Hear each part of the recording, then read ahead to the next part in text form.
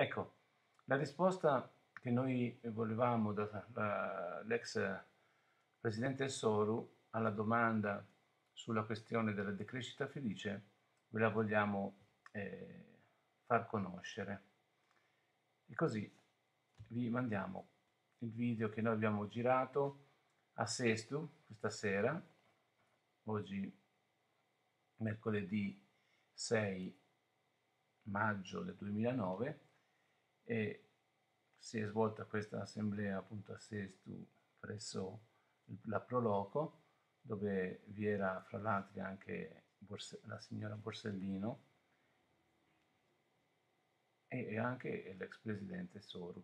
Avevamo voluto fare un'intervista all'ingresso, ma non ce l'ha concessa, però poi abbiamo avuto la possibilità di fare la domanda appunto su questo discorso di un'economia alternativa che non è più quella di sottostare al volere delle multinazionali e perciò del consumo per il consumo, e lui ci ha dato una risposta che vogliamo farvi vedere e ascoltare.